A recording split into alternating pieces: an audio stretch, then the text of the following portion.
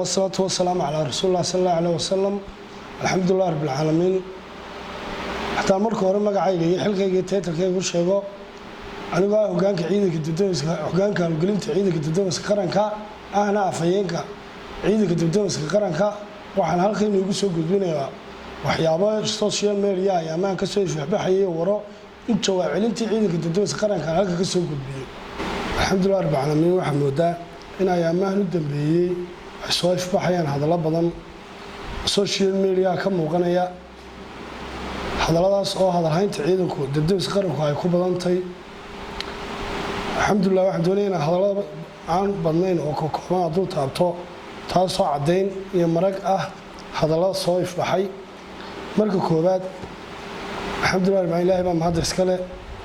ciidanka dadweynaha qaranku sharaftoodii iyo hawshoodii iyo shaqadooda si wacan bay wataan wax ka naaqusay ama ka yaraaday oo jira ma jiro kaliya isbedel baa dhacay isbedelka dhacay xilka iyo kursiga nin le ma jiro aniga hoggaan hadlaya maanta haddii la garan waayo kursiga aan ku fadhiyo to waxaan diyaar u ahay inaan dhiibo ama sharcigeeda aan baabiyo laakiin waxa ka cadeynaya imaanshaha xubinta ku soo korodhay ciidanka dadweynaha qaranka taasoo ah Ibrahim Sultan Xasan Barre waxa halka ku qiraya inuu sarkaal ka tirsanaa ciidanka dadweynaha inuu ahaa aasaasay ciidanka dadweynaha ama guddigii rukunka u dhigtay ciidanku aan shaqay jirin. aniga ahaan markaan ka hadlo dowladda hoose maamul baan ka laba gaari baan lahaa nimankii yimid ee guddida ahaa meesha yimid ee rukunka u dhisay uu ka mid ahaa Ibrahim. waxaan maqlaayay hadallo ka soo yeedhaya agaasimo ciidanka dadweynaha qaranka oo tilmaamay Ibrahim inuu sifo sharci la'aan ku yimid. Ibrahim sifo sharci la'aan kuma iman isaga agaasimo ahaan sharci ahaan haddii la eego imaashiisu kan Ibrahim sarreeye guutaaba magacowday isaga maayir baa magacowday taaqoon uu lahaa may jirin markii xilka dadweynaha agaasimaha loo dhiibay tababar uu soo qaatay may jirin aqoon faayir uu lahaa may jirin kaliya wuxuu lagu dhex joogay waxay ahayd maamul ama ay dowladda hoose lagu soo raacisay in xiriirka dowladda hoose annaga uu noo sameeyo taa waxaan ka baxaya imaanshaha xubinta uu taliyo magacaabay xaqna wuxuu leeyahay taliyo in ama guddida ku jira ama ciidanka dadweynaha dhexdiisa ku jira ciduu doono magacaaban karo. sidoo kale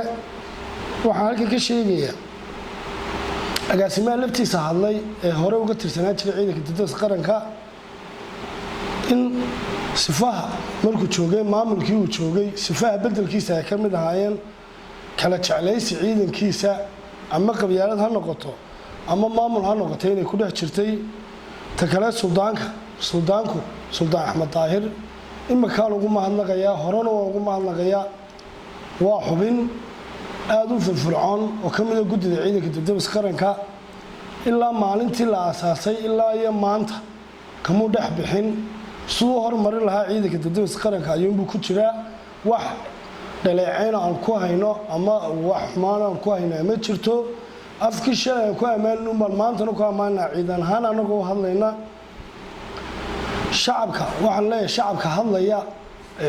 arrinta ciidanka dadweynaha dhexdooda ka hadlaya wuxuu maan u arkaa un shacab dana gaar ah hore ku qabay maamulka hore ee agaasimaha tagay sifay u hadlayaan inay yihiin danihii gaarka ahaa ay ku qabeen waxaana ka dhex muuqata in hadalladooda sifo kale loo adeegsanayo. shacabweynaha reer Soomaaliland dhan way ogyihiin muhiimadda ciidanka dadweynaha qaranku uu hayo muhiimadda ciidanka dadweynaha qaranku uu hayo ay ugu mahad celinayaan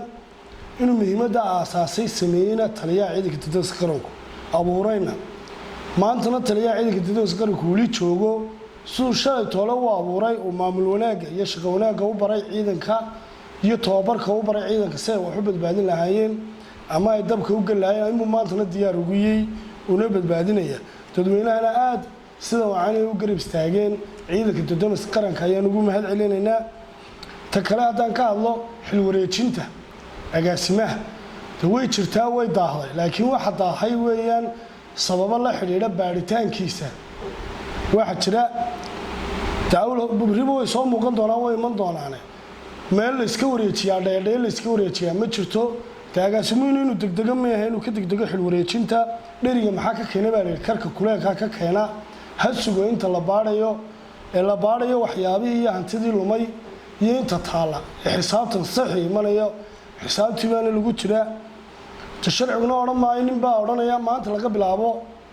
haddii la wareegi waayo wixii ka soo baxaan uguma qabo qof waliba wuxuu qalinkiisa ku geystay amarkiisu unbuu qabaa xil wareejintuna way dhacaysaa in laga degdegana maaha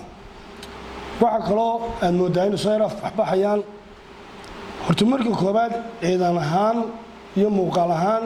haddii ciidan debdemis ahaan ciidanku waa ka mamnuuc social media inay soo galaan wixii soo galaana tallaabo sharciga waafaqsan xeerkayguna sheegayo xeerka ciidanimo sheegaya laga qaadi doonaa askariga isagoo gaadha sheegtay inuu sarkaal yahay marka koobaad sarkaal maaha inuu sheegtana maaha taasna waxaan uga baxayaa maxkamadda ciidanka u taala talaabadeedana waa laga qaadi doonaa sharci ahaanna ciidanka ay kalena waa ku wacyigelinaa inaanay social media gelin xeerkuna ka mamnuucayo anaguna